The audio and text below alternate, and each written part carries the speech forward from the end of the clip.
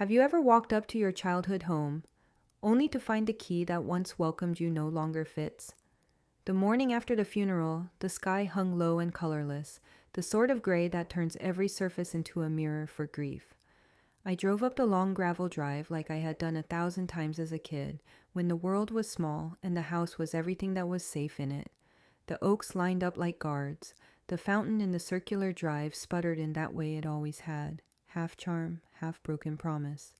I got out of the car and gripped the slick brass of the front door handle, inhaling the scent of wet leaves and distant chimney smoke that used to signal Thanksgiving and board games, and my grandmother's cinnamon bread. The key, the one I'd worn on a chain throughout college because it felt like carrying a prayer, slid into the lock as my heartbeat broke into wooden knocks. It stopped halfway, jammed awkwardly, and refused to turn. I applied pressure, the kind you earn from stubbornness and tears, and the key protested in a thin metallic cry before the reality landed with a blunt dullness that no amount of force could soften. The lock was new. The first feeling was betrayal, a rude gust that opened doors inside me I didn't even know existed. This house had kept my secrets, where I hid the Polaroids from my first crush in the attic eaves, the spot in the back garden where I cried after my parents' divorce, the exact floorboard on the landing that squeaked under my midnight snack raids. To find it guarded against me was like waking up and discovering my own name had been reassigned to someone else. I knocked, not politely, but with the panic of someone stranded at the edge of a cliff. The curtains didn't twitch. The porch swing creaked a slow, mocking rhythm. I tried the bell, and its familiar peal rang inside, echoing off memories. Nothing. The wind lifted my hair off my neck, and I felt suddenly exposed, like the lawn itself had turned into an audience waiting for me to perform being rejected. Then the shock came, clean and bright as the taste of a bitten lip. While the lock's refusal was a wordless shove, the real blow arrived with the sound of the deadbolt sliding back from the inside. The door opened not to the lemon and lavender air I remembered, but to a narrow wedge of cold space, and my sister's face framed in it like a portrait that had been rehung without asking. Claire, in a white sweater that looked as soft as an apology and as expensive as a lie, lifted one perfectly plucked eyebrow. Behind her, I caught the briefest glimpse of our grandmother's foyer table draped in a new runner, the bowl that had always held peppermints replaced by a minimalist ceramic piece that looked like a half moon. It was the same house and not the same house, as if someone had adjusted the focus until everything sharp was now only suggestion.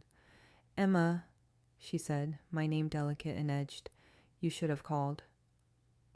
"Did," I managed, swallowing the surprise in my throat. I had called, texted, left a voicemail that started with "we should be together tonight" and ended with silence because I couldn't say I don't want to be alone, not after the family reception and the casseroles and the lopsided prayers. I got in late. I thought I'd stay here, like always. Her gaze flicked to the chain around my neck, where the key sat like an obsolete coin. "Ah," she said, the single syllable a small glass dropped on tile. "About that." Beyond shock, the sensation curdled into a heavy, nameless injustice. Not a courtroom kind, not yet, but the primitive kind that lives in the stomach and knows when a line has been crossed, even if you can't articulate where it was in the dust. I had sat with Grandma in this doorway on the night of my 12th birthday, when the thunderstorm knocked the power out, and she told me ghosts could only enter houses that weren't loved. We had laughed and lit candles and told the stories that make a family feel like a quilt. I thought about how, 2 days ago, I read aloud at her funeral the note she had written and tucked inside her Bible. "Be kind to one another, especially when it's hardest."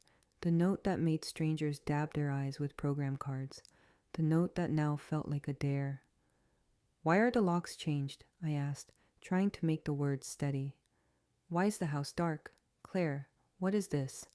She opened the door a fraction wider, enough to let the winter air slip across my cheeks and draw a line.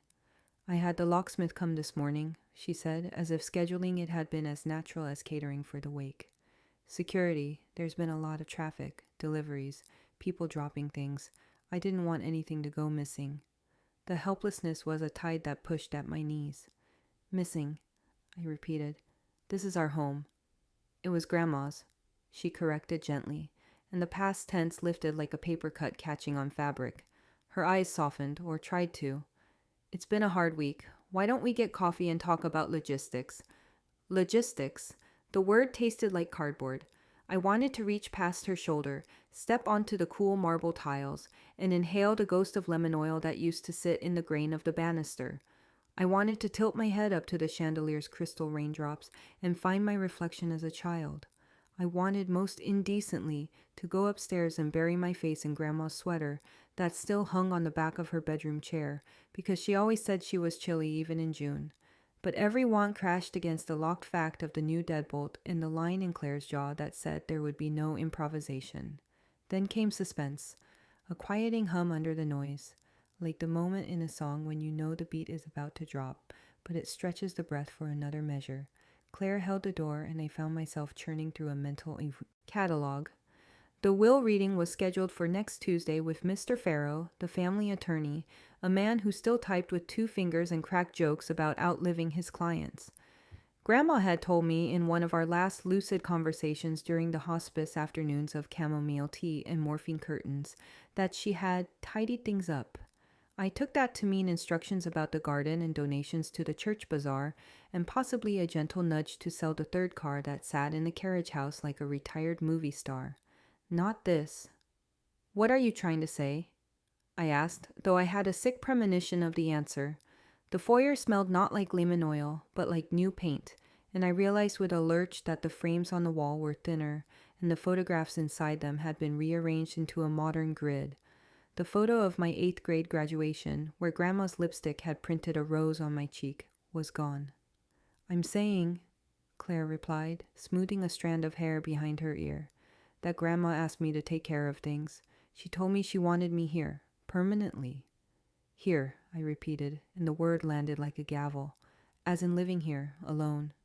She wanted the house to continue the way she kept it, Claire said, stable, proper, representing the family the way it should.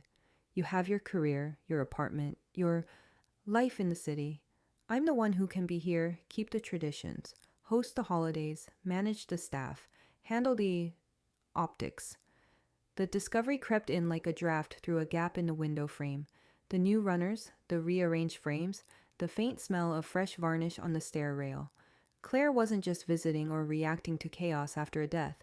She had moved in with intention, with decorators and decisions, and a vision that did not include me walking in unannounced. A suitcase sat discreetly behind the foyer table. The umbrella stand held not our grandmother's well-worn wooden-handled umbrellas, but 2 sleek black ones with glossy curved grips that mirrored Claire's manicure. While I had picked hymns for the service and made sure the hospice nurse had a ride home, my sister had been changing the locks. You did all this while we were writing the eulogy, I asked, my voice gentling because anger felt like it would shatter more than it would fix. While I was at the cemetery arranging the flowers, you were calling a locksmith? It's not personal, she said, which is the sentence people choose when they want to do something intimate without the burden of intimacy. It's practical. Out on the porch, the cold found the bones in my hands and settled there. I stared at the carved initials in the center post, E+C, scratched there with a stolen screwdriver one summer when we could not imagine a day when we'd be anything but a team. It wasn't a great carving. In places the wood splintered, and the plus looked like a tilted cross. We had giggled over it, swearing to secrecy, and Grandma had pretended not to notice, which was her way of blessing rebellion she secretly approved of. The memory burned like a coal against the ice of the present. If I lost this doorway, the initials would fade, and if the initials faded, the promise of us would go with them. A strange bracing justice bloomed, not the kind you win, but the kind you decide to pursue. Claire, I said, drawing up everything I had, the hours beside Grandma's bed, the early mornings when I drove her to the clinic, the whispered stories of our ancestors who had built and broken and rebuilt. We should read the will before we make any declarations. You can't just... She cut me off with a light laugh that carried all the weight of a verdict. Oh, Em, you're adorable, she said. Always the sentimental one. She lifted her hand, and for the first time I saw what she held, a thick, official-looking manila envelope with the law firm's crest pressed in sober blue ink at the corner, and in the open mouth of the envelope, the sharp edges of documents lifted like white teeth. I don't have to wait. I already have clarity. Humiliation scalded the backs of my eyes, searing hotter because I didn't know where to put it. Somehow, in those Aaron-clogged, grief-fogged days, Claire had gotten herself to Mr. Farrow's office, or perhaps Mr. Farrow had been ushered here, where leather chairs and scotch made decisions feel civilized. I imagined them discussing intent. Imagined the way Claire would tilt her head and say, "You know how Emma is. Big feelings, creative, not really operational."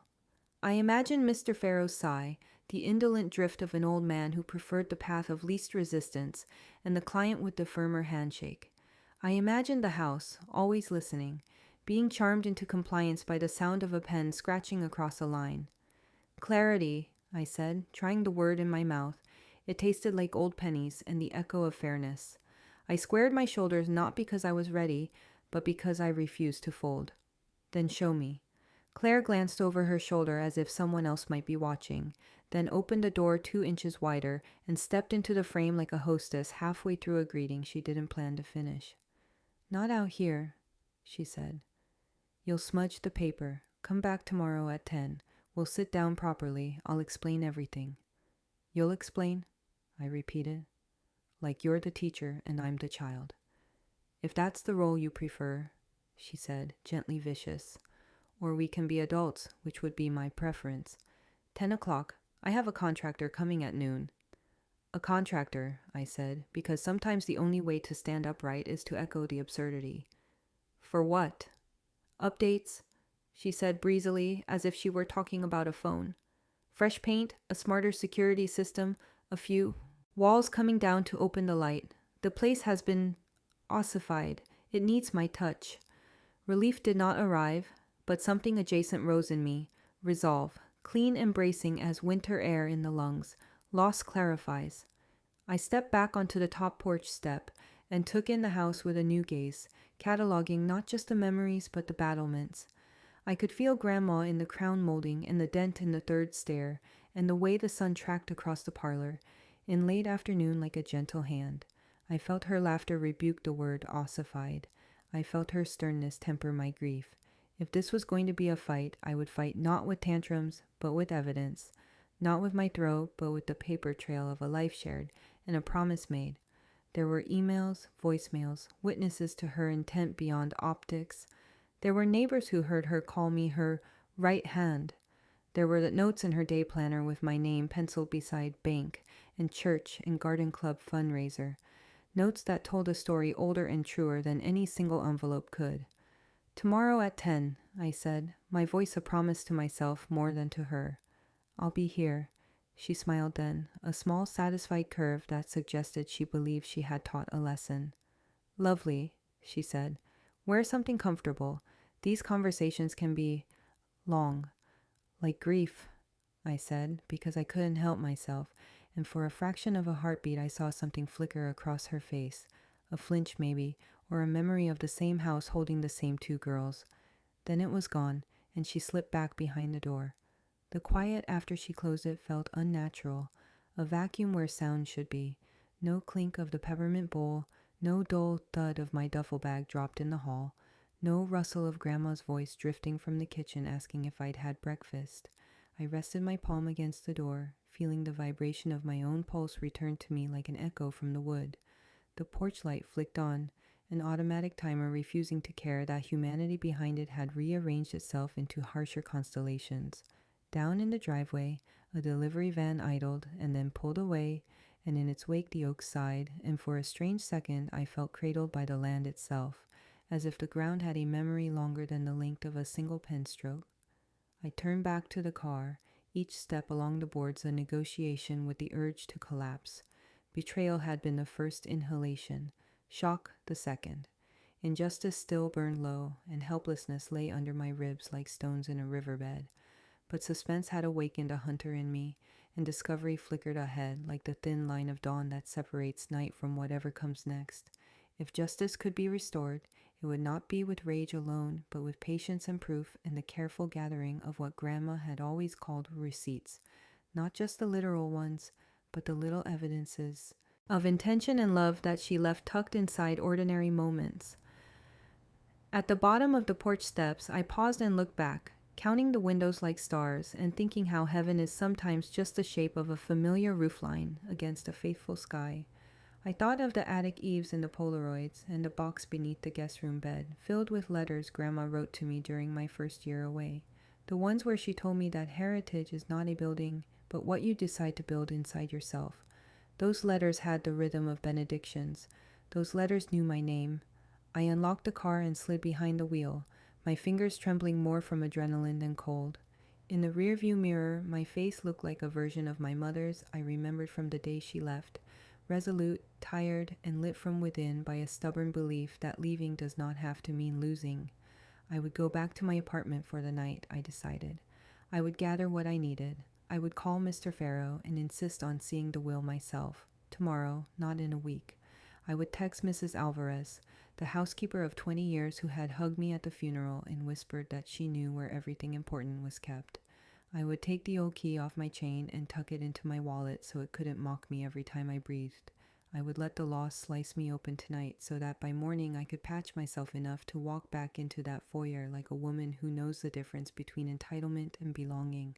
As I started the engine, the radio came on mid-song, a hymn we used to sing when we were kids. I turned it off and listened to the silence, the new kind that waits for you to take the next step. The fountain sputtered, the oaks stood guard, the house watched, and I watched back, and the night held itself very still, like a stage before the curtain rises. Claire leaned into the sliver of light, her voice a ribbon of silk cutting into skin. Grandma left it all to me, and you'll never prove otherwise. The last time I held her hand, she didn't say goodbye. She said, "Remember where love is hidden." After Claire closed the door in my face, I drove through the dimming streets with that sentence knocking inside my chest like a trapped bird. The house lights receded in the mirror, but the older light, lamplight on crochet, afternoon sun on the kitchen tiles, the small glow of Grandma's bedside clock came forward so vividly it made the steering wheel blur. I parked outside my apartment and sat there until the windshield fogged, wishing I could roll back time to the day the hospice bed arrived, the day the living room learned to speak in soft medical tones and memorize each second with the precision of a court reporter. In my memory, betrayal and shock were new visitors. In those last weeks, love was the only law, and I had followed it like a pilgrim follows a star. The first night she couldn't sleep, she asked me to read from her recipe box instead of a book.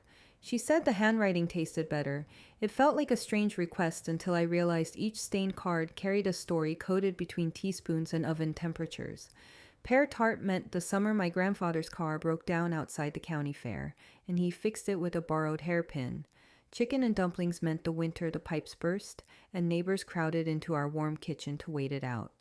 Cinnamon bread, always cinnamon bread, meant the morning I showed up at her door after my first real heartbreak, and she didn't ask for explanations, only for the length of time I wanted to need. Claire visited then, just long enough to lean in the doorway, check her phone between smiles, and mention how busy the quarter was at her firm. She brought flowers that made the room look like an ad, and left before they needed changing. As the days folded into one another, I learned the rhythms of care that are both invisible and holy. How to coax a laugh from a body that had forgotten why it should bother. How to keep the room a degree warmer without making the air heavy. How to place the straw so she didn't have to crane her neck. The first time I lifted her to change the sheets, her bird-like shoulders surprised me. She had always seemed to me like the sort of woman who could hold a porch column steady with one hand while rearranging the world with the other. I joked that she weighed less than the quilt. She grinned and said, "Good, I can fly easier when the time comes." After that, when the evening shadows lengthened and the house creaked, the way a house does when it's both old and trying to be brave, she would pat the bed beside her and say, "Tell me what you're building in that brain of yours, Emma. I want to see the scaffolding."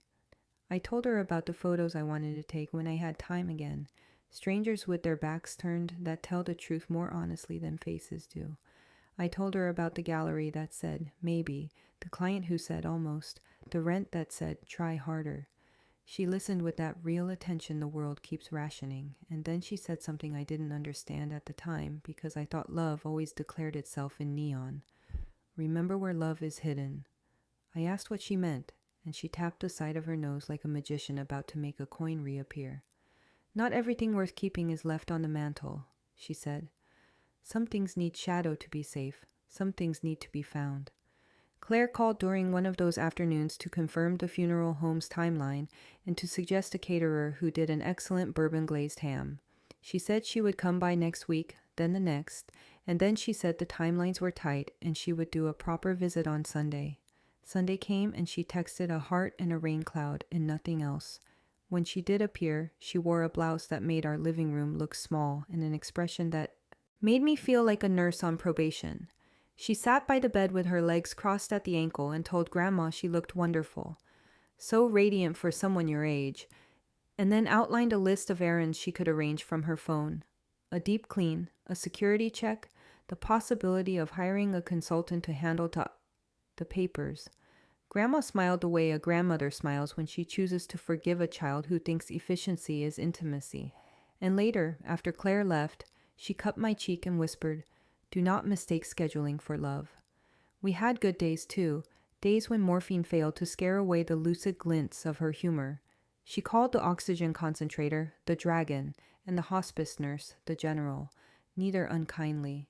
She told me stories in a slow hush that made the air seem thicker, stories I hadn't heard at Thanksgiving among a dozen competing voices. How she had walked into this house the first time as a bride with a suitcase and a spine made of untested promises. How she and Grandpa had argued in the pantry about whether casseroles were food or apology. How the front door squeaked in winter because the wood swelled like pride, and how you had to stroke it with lemon oil like a temperamental cat. She told me she had fought for this house when others wanted to carve it into pieces and sell the parts like an organ donor. Family is not a performance, she said. It's a covenant. I thought I understood those words, until tonight, when a new lock taught me how many synonyms betrayal has. Once, near midnight, a restlessness came over her that no adjustment could soothe. She kept glancing toward the staircase as if it had a message braided into its banister. When I asked if she needed anything, she asked instead for the sewing tin from the hall closet. It was the tin she used to keep buttons, bobbins, and rare coins for tooth fairy duty. When I brought it, she lifted the tray of thimbles and shook her head, and then she said, "Left," and then lower, and then layer, like we were playing a domestic version of hot and cold. Beneath the tray lay a folded square of wax paper with a smudge of cinnamon on it, and beneath that a small brass key I didn't recognize, the head worn smooth as a river stone. She closed my fingers around it and held my hand until I felt the pulse in both of us sink into a single soft drum. "You'll know when," she said, "not because anyone tells you, because love wants to be found." After she fell asleep, I tried the key in every obvious lock, desk drawer, wardrobe, attic chest, but nothing yielded. At 2 a.m, I stood in the pantry listening to the dragon hum and pictured the house like a person with secrets sewn into the hem of its dress. I wanted to ask Claire for help, to invite her into the hunt the way we used to spend rainy afternoons searching for pressed pennies between couch cushions. But even then, she was more interested in arranging the displays than in the delight of the finding. Her gifts were undeniable. She could make a table look like the world was generous and tame. She could write a thank you note that made people feel taller, but she did not love the quiet work of looking. When the end began to announce itself in the way water recedes before a wave, Grandma surprised me by asking to move her bed so it faced the front door. "I want to see everyone come and go," she said. "I want the house to introduce me to goodbye." I thought it would be too painful, but the opposite happened. Watching the faces of neighbors and church ladies and the mailman who had learned our dog's birthday seemed to satisfy a ledger inside her that needed balancing. Claire stood at the foot of the bed one afternoon and presented an agenda on her tablet, complete with color-coded tasks for, say, estate hygiene. Grandma nodded along and said, "Thank you, dear," each time, and then when Claire left to take a call, she pulled me close and said, "I told her too many times that appearances matter. I didn't mean at the expense of everything else." On her last day, the snow came early, sugar sifted over the hedges, the house hushed itself as if to eavesdrop on the inevitable. I warmed her hands between mine and told her about the grocery store clerk who had recognized me and offered to carry bags to the car. I told her about the cardinal that had landed on the window box like a punctuation mark. I told her about the way the world looks when you are trying to memorize it without letting fear turn it into glass. She listened with her eyes closed and breathed with the dragon's help, and then she opened her eyes wide and said my name in the tone she used when I was late to dinner. "Emma," she said. Listen to me. The house belongs to love, and love belongs to the one who stays when staying isn't pretty. I tried to say, I'll stay, but she squeezed my fingers and shook her head as if to say it isn't about pledges, it's about practice. Then, softer than snowfall, she added the sentence that has not stopped looping since. Remember where love is hidden. After the funeral, after the reception where someone told a story about Grandma's peach jam that made the table's silverware laugh, after the last guest left and the casserole dishes sat on the counter like colorful shields, I washed the glasses and put them back on the shelf she liked. 2 fingers from the edge, always, and I felt myself released somehow from the role of sentinel because I believed her more than I believed anything, that the mansion would remain in the family the right way. Not the polished way, not the performative way, but the way that respects a house's memory of laughter and grief. I did not imagine a contractor. I did not imagine a new lock. That night, when Claire called, her voice softened around the edges. She said we should rest, that tomorrow we would start the process, that Mr. Farrow would set the will reading for early next week. She thanked me for handling the bedside part, as if I had taken an unglamorous shift that allowed her to specialize in adult things. I said it wasn't a part, it was the heart. She didn't respond to that, and we ended the call with that odd sibling choreography of simultaneous love and incomprehension. I slept with the brass key under my pillow like a superstitious child and dreamed of floorboards lifting to reveal a map drawn in lemon oil. Morning brought resolve, the kind that smells like coffee and permanent marker. I gathered Grandma's day planner from the side table and flipped through it, letting my eye catch the places where she had underlined names. Pastor Ruth, Mrs. Alvarez, Mr. Whitcomb from the bank. In the margin beside bank, she had written E goes. In the margin beside attorney, she'd written clarify intent, and then she'd circled it twice, as if her pen had argued with itself. 1,000 small evidences of belonging rose up like a chorus. The grocery list in my handwriting from the week she couldn't grip a pen.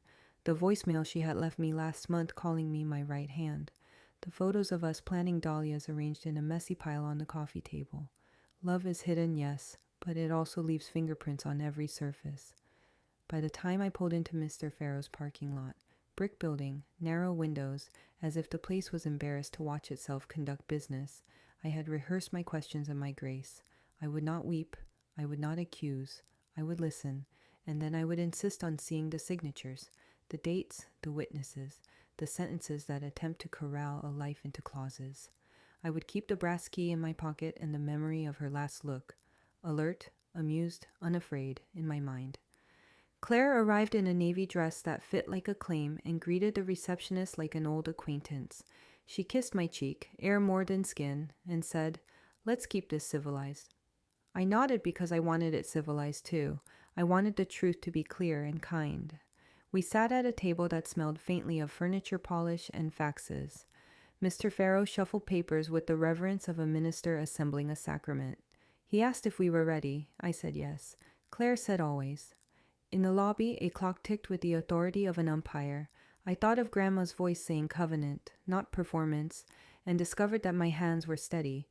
Mr. Farrow cleared his throat and began to read, the legal phrases clicking together like an old typewriter, and for a few minutes everything went the way sorrow goes when it is orderly. Assets enumerated, charities acknowledged, gratitude expressed in the currency of bequests. Then he turned a page and paused in that tiny way that tells you the next sentence has a hinge on it, and the air in the room became a hallway, and my heart became a person running down it. At the will reading, the lawyer's voice did not falter as he announced the shocking line that cleaved the room in two. The mansion in its entirety goes to Claire. Sometimes the cruelest lies aren't shouted, they're whispered between signatures. The words had barely left Mr. Farrow's mouth when the air seemed to collapse inward, pulling sound with it. Claire sat with her hands folded neatly on the table, her face a careful composition of dignity and triumph. My breath stuttered, but what struck me more than the declaration itself was the way Mr. Farrow refused to meet my eyes. He kept his gaze pinned to the stack of documents in front of him, shuffling pages as though they could shield him from the heat of what he'd just said. I had known this man since I was a child. He was the one who used to slip peppermints into my pocket when I tagged along with Grandma to his office. Now his voice carried none of that warmth. It was wrapped in excessive formality, each syllable chosen with surgical precision, as if speaking casually might puncture a truth too fragile to survive. I wanted to object, to cry out that something was wrong, but my mouth tasted of iron and disbelief. Betrayal hummed in my veins like electricity. Not just Claire's maneuvering, but the betrayal of a trusted elder who should have been the guardian of fairness. My grandmother had built her life on straightforward honesty. She hated euphemisms, hated excuses, and believed in saying what you meant even when it was inconvenient. To hear her legacy condensed into a sterile recital that excluded me entirely was a shock that made my chair feel suddenly too small, my body too large for the room. The injustice deepened as the lawyer continued, outlining tax provisions, stipulations about maintenance, even recommendations for renovation funds. It was too polished, too convenient. Every sentence sounded less like Grandma's wishes and more like Claire's resume. I found myself gripping the edge of the table, forcing my hand still because I wanted to reach across and tear the pages in half. The legal phrasing was pristine, like something copied from a template, void of the idiosyncratic phrasing Grandma used when she spoke about the house. She never said property value or residential structure. She said home. She said sanctuary. She said, "This place has a soul, Emma, and you can hear it in the floorboards if you know how to listen." Helplessness pressed against me as Claire leaned back in her chair, eyes flicking toward me with a faint glint of victory. I looked down at the documents on the table. The words swam, but one detail cut through. Every page bore a digital signature. My pulse spiked. Grandma didn't trust digital anything. She handwrote grocery lists until her fingers cramped, refused to pay bills online, and still balanced her checkbook with a fountain pen she called her truth teller. She used to joke that digital signatures were like kissing through glass, cold, distant, and never binding. Yet here, her name appeared in neat electronic script, copied identically across every page. Suspicion coiled in me like a spring. A forgery? Tampering? Or had Claire convinced Mr. Farrow to cut corners in ways Grandma would never have permitted? I glanced at him again, searching for the man who once teased me for using blue ink instead of black. But he still wouldn't look up, wouldn't risk my eyes.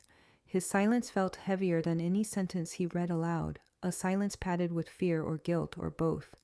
The room itself seemed to conspire with the tension.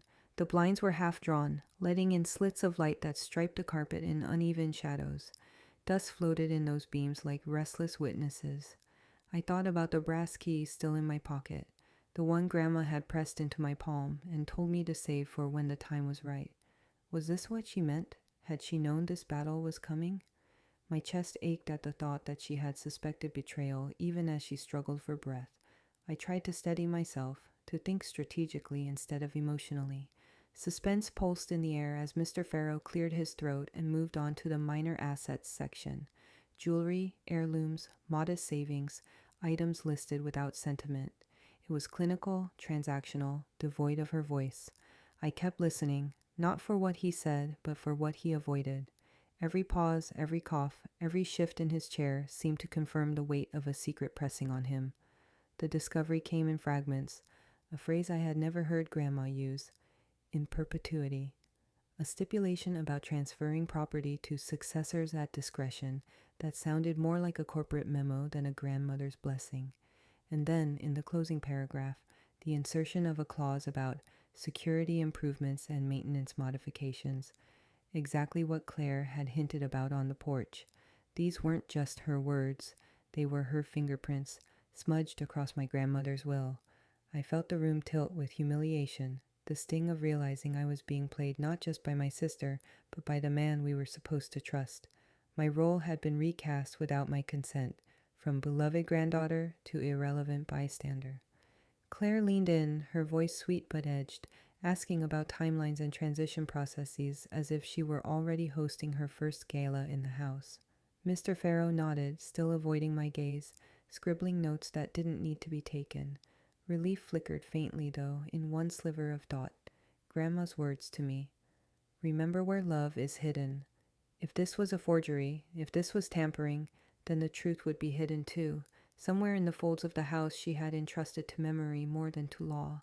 Claire might have paper, but I had stories, evidence, the living witnesses of care.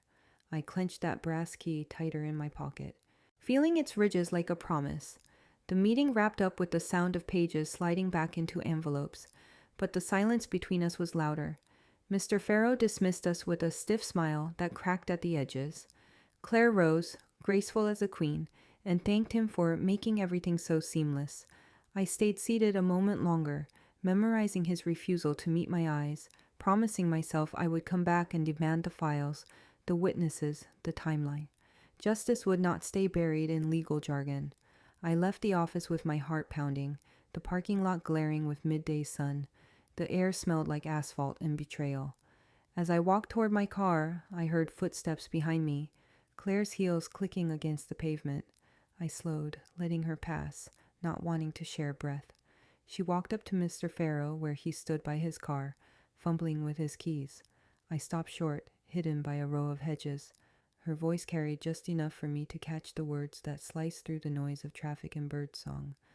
"Thank you for protecting our secret," Claire whispered, her smile sharp enough to cut the silence wide open. Grandma always said the mansion kept its own memories. That night it finally spoke. The night after the will reading, I couldn't sleep. The air in my apartment was thick, restless, filled with questions that gnawed at me until my body felt bruised by silence. Claire's triumphant smirk, the lawyer's refusal to meet my eyes, the clinical perfection of that will, all of it kept replaying until my chest burned with the injustice of it. Betrayal sat heavy, sour in my stomach, but beneath it there was a pull, a whisper as steady as Grandma's voice. "Remember where love is hidden." I drove back to the mansion under cover of night, headlights cutting through the mist that had risen like smoke from the earth. Every rational part of me knew it was reckless, but grief makes its own rules. I wasn't going there to beg or plead with Claire. I was going there to listen. The house had always spoken to me in its own way. The creak of a stair at midnight, the whistle of air through the chimney, the way sunlight drew patterns on the library floor like secret codes. If Grandma had hidden something, I would find it, no matter what locks Claire had installed.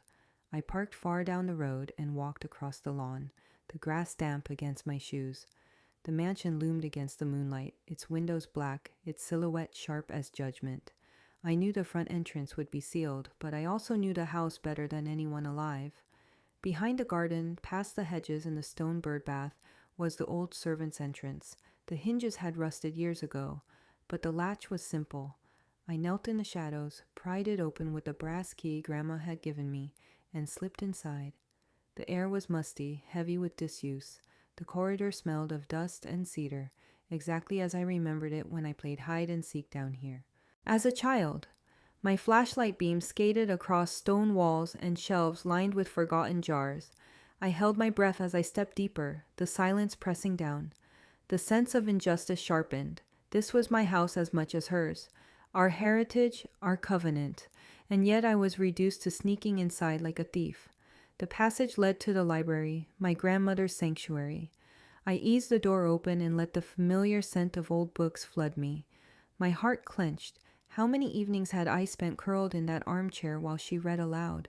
How many times had she paused to tell me that books were more honest than people because they couldn't change their story after it was written? I swept the flashlight over the walls, the shelves, the grand portrait of my great-grandfather looming above the fireplace. And then I remembered Grandma's words again. Not everything worth keeping is left on the mantel. Some things need shadow to be safe. I began tapping the walls, listening for hollows. It felt ridiculous, like acting out a mystery novel, but I couldn't ignore the pull. My hand froze when one section of wood near the fireplace gave a faint echo, different from the solid thud elsewhere. My heart thumped against my ribs. Suspense wrapped around me, urging me forward. I slid my fingers along the seam until I found a loose panel. It gave under pressure, and behind it was a narrow cavity stuffed with papers. My throat closed as I reached inside and pulled out a bundle of letters tied with a faded ribbon. The ribbon broke at my touch, scattering envelopes across the rug. My hand shook as I opened one at random. It was in Grandma's handwriting, unmistakable, sharp and elegant, even as age had weakened her grip.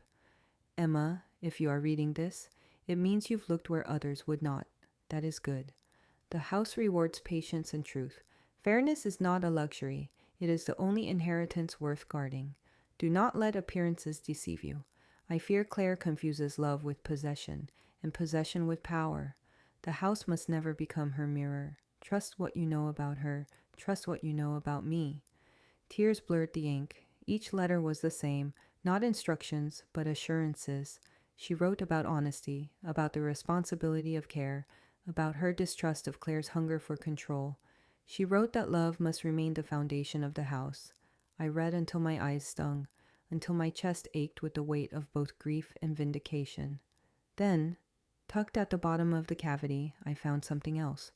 A torn envelope, yellowed at the edges, the word second will scrawled across it in her hand. My breath caught. For a moment the room spun with the enormity of what I held. Discovery surged through me. This was it. The evidence that Grandma had tried to ensure fairness, that she had written something different than the version Claire paraded with Mr. Farrow. This could restore justice. My fingers trembled as I opened the envelope. Relief surged, expectation rising like a tide. But the envelope was empty, completely, cruelly empty. A sharp humiliation pierced me. Someone had been here before me.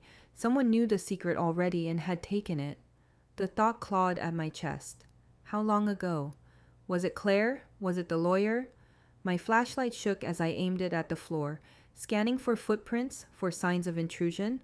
The rug was thick, swallowing evidence. The walls offered no clue but silence. I collapsed into the armchair, the envelope limp in my lap. Betrayal bled fresh. Grandma had left me the map, but someone else had stolen the treasure.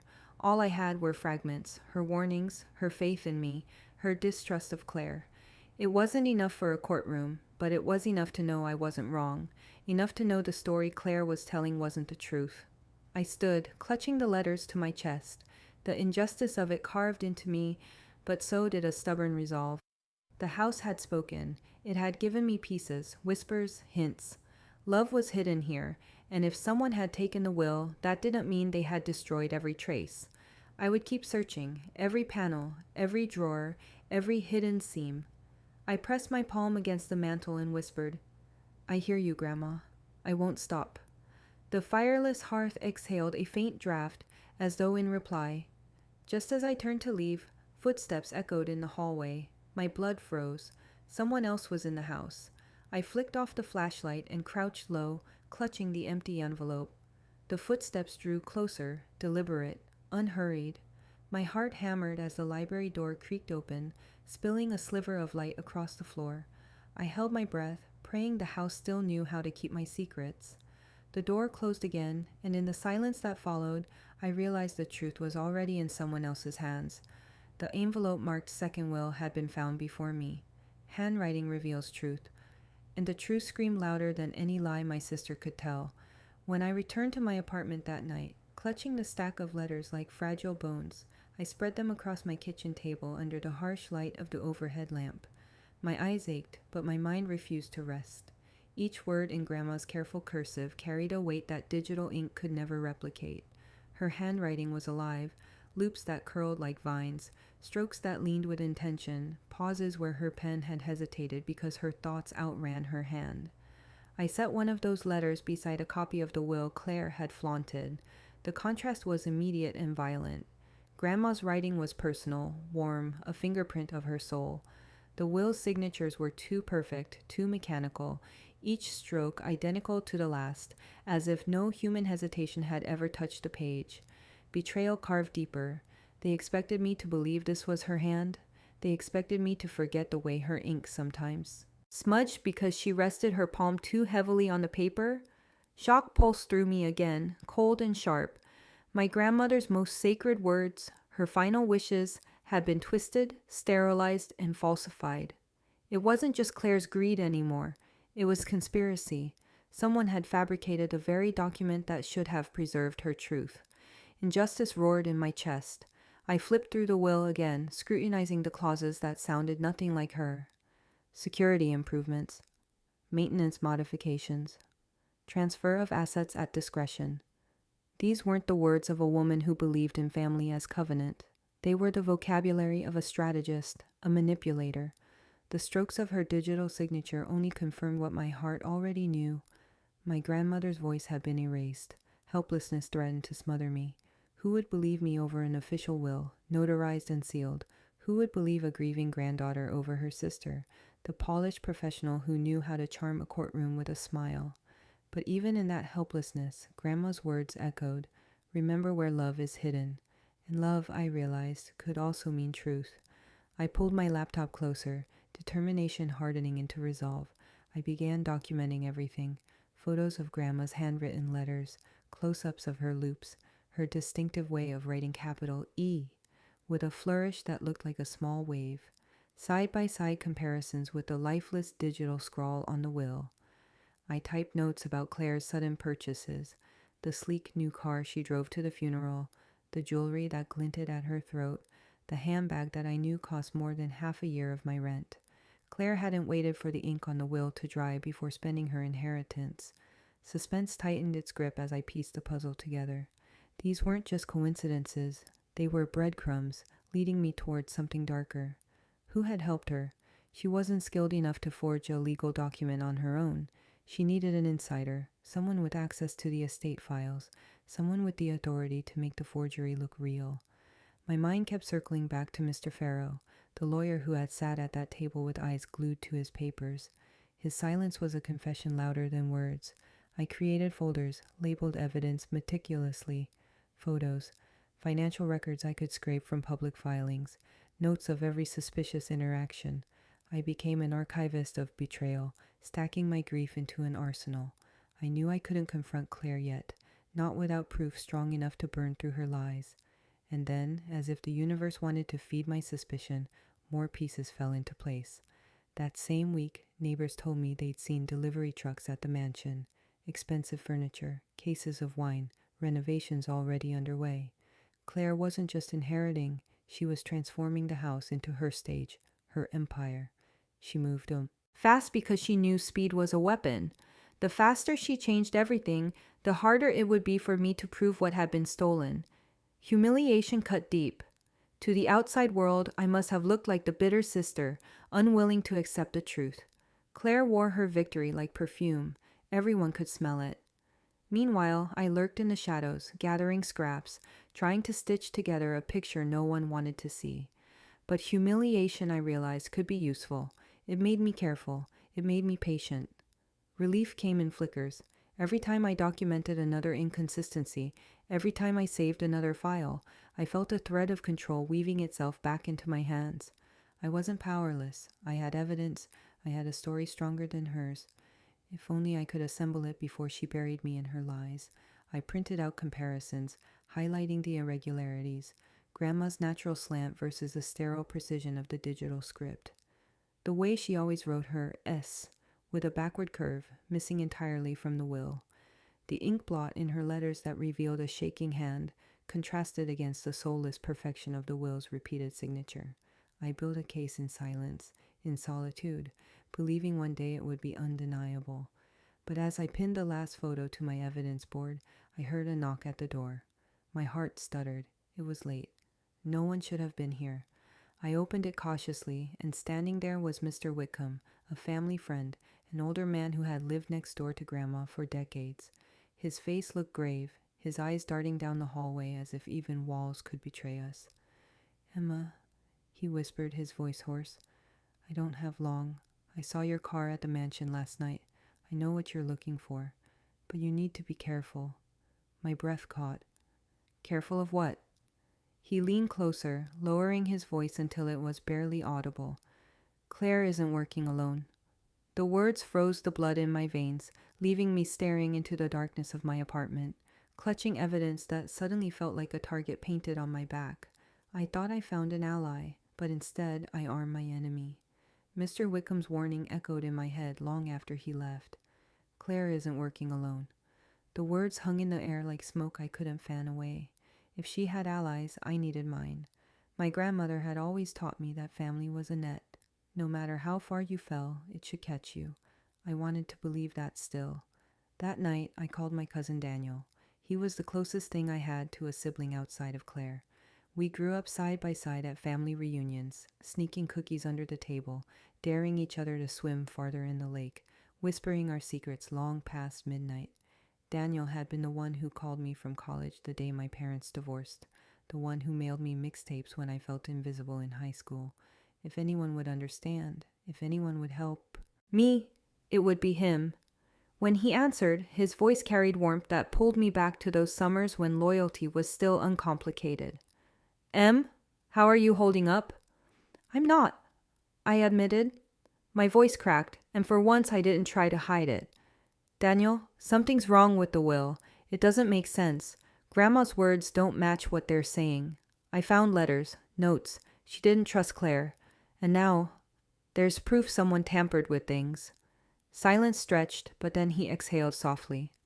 I knew something felt off, he said, and the relief nearly made me weep. For the first time in days, I felt seen. We met the next day at a quiet diner off the highway, a place where the booths were cracked leather and the coffee tasted like burnt promises.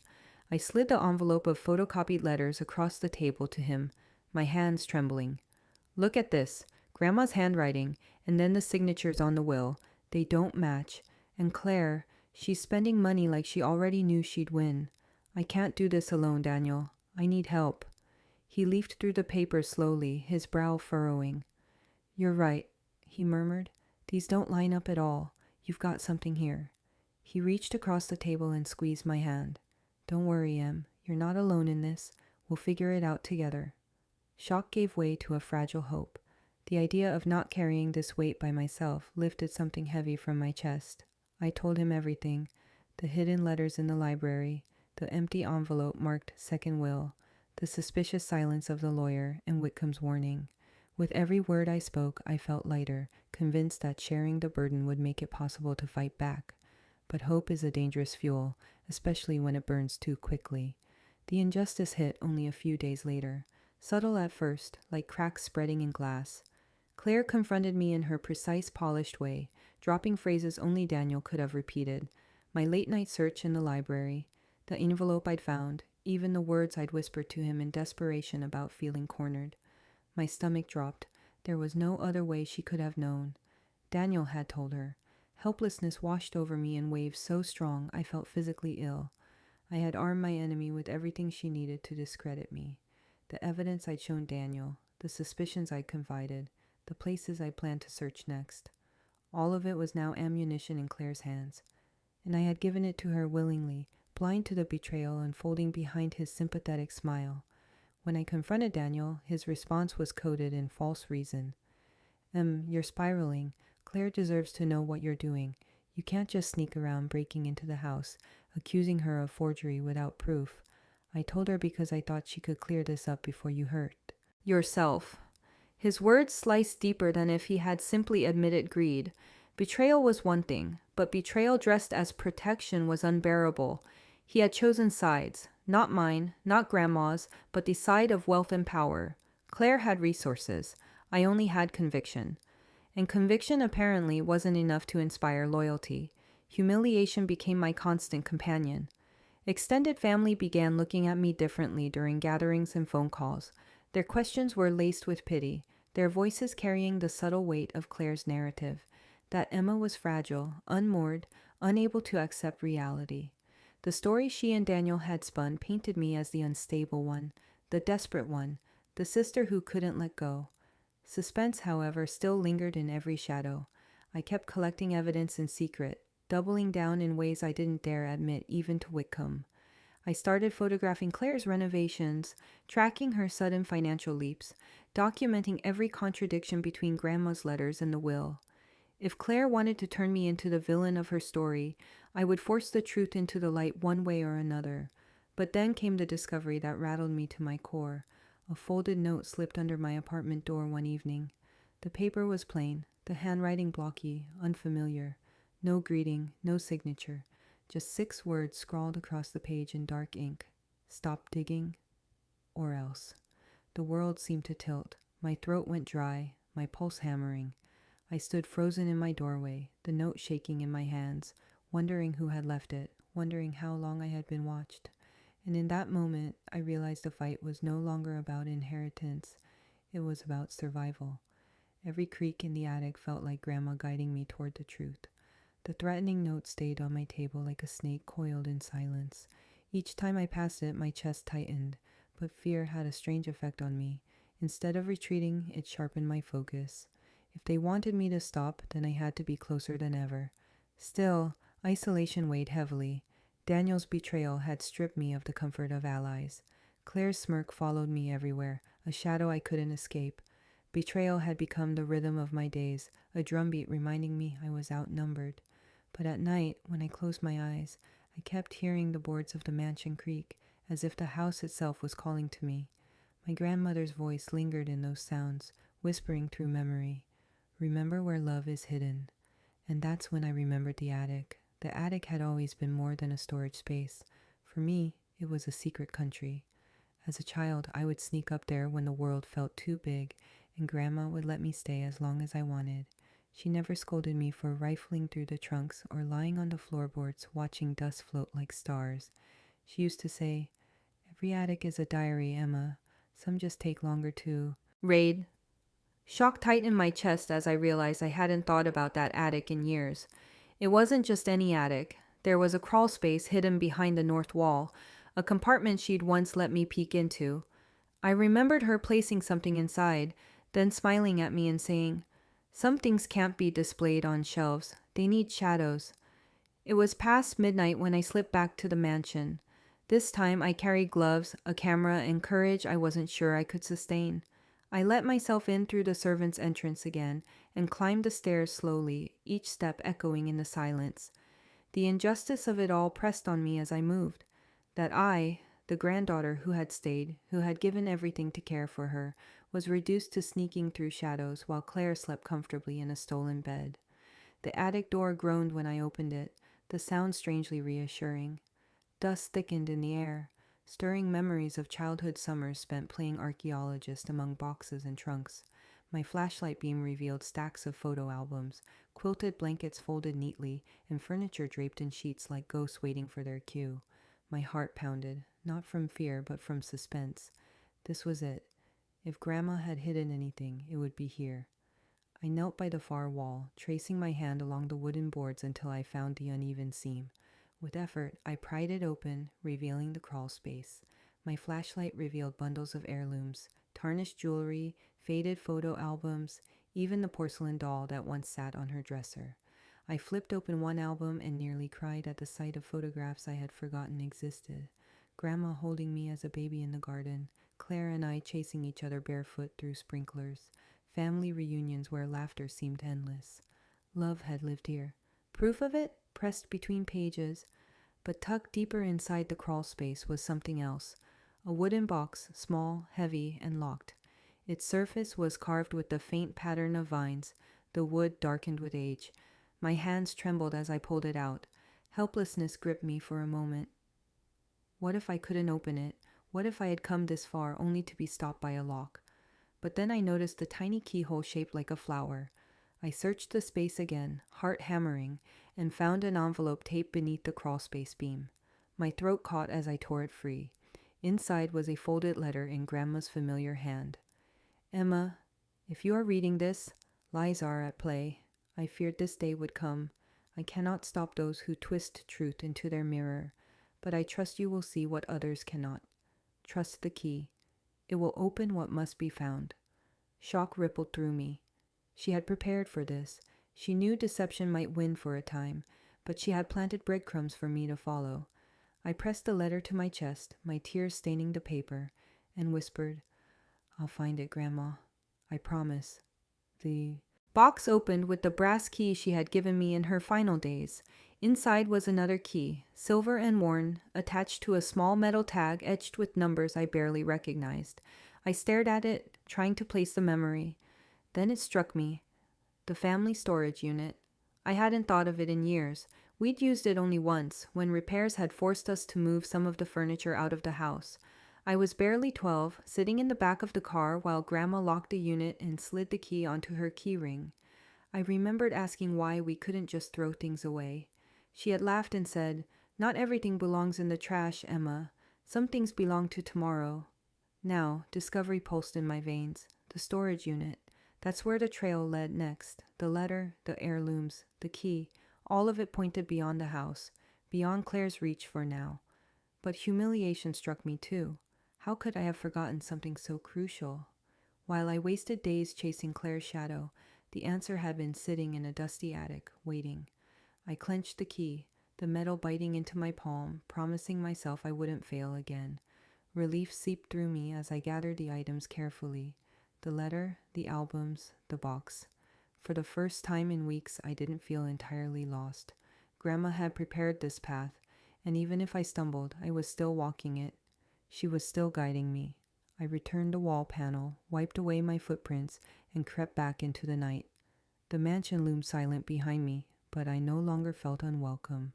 The house had spoken, and I had listened.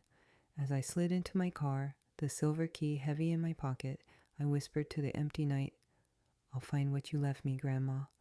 And when I held the tag under the moonlight, the numbers confirmed my suspicion. The key matched the family storage unit I had almost forgotten existed.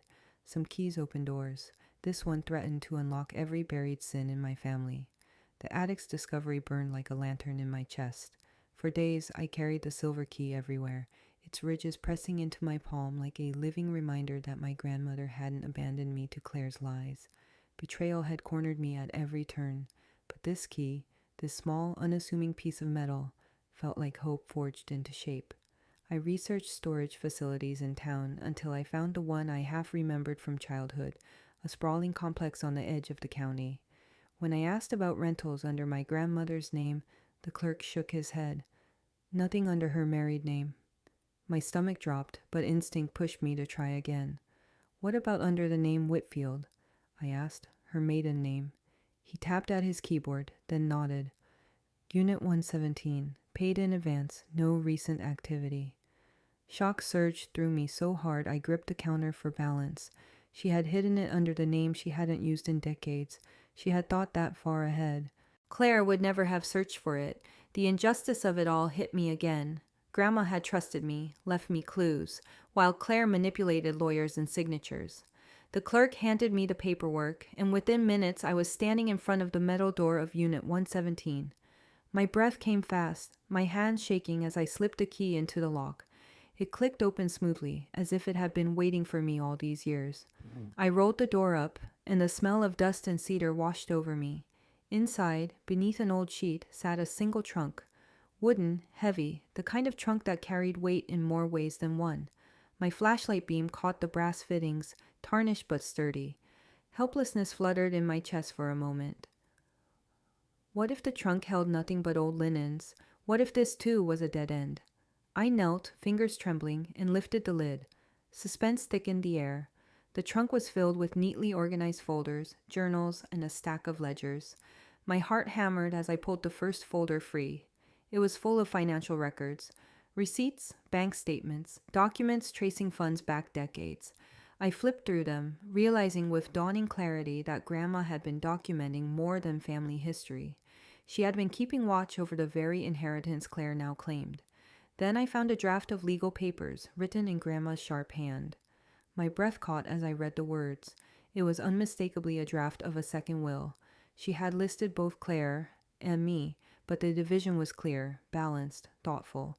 She wrote about fairness, about rewarding loyalty, not greed, about ensuring the house would remain with the one who understood its value as a legacy, not as a trophy. Relief surged through me, proof that I hadn't imagined her assurances, proof that she had intended to protect me. But as I flipped page after page, discovery turned to despair.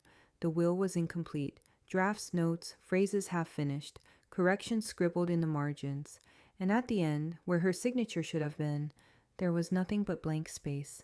The injustice of it nearly crushed me. I had found her intent, her words, her warnings written in black and white. But without a signature, it was paper to no one but me. Claire would laugh in my face. A judge would dismiss it. My grandmother's truth, so carefully recorded, remained legally invisible. I sat on the cold concrete floor, clutching the pages as tears blurred the ink. For a moment, helplessness pinned me down completely. I wanted to scream at her ghost, ask why she hadn't finished it, why she hadn't signed, why she had left me with fragments instead of the weapon I needed.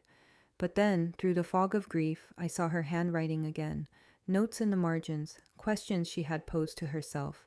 Trust Emma, she knows what this house means. Suspense returned, sharper now. The truth was here, hidden in these pages, but I would have to fight to make it matter.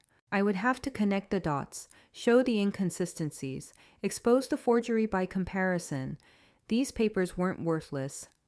They were ammunition, if I was strong enough to fire them. Humiliation clawed at me, though. What if I had been too slow? What if Claire had already buried her victory so deep no truth could uproot it?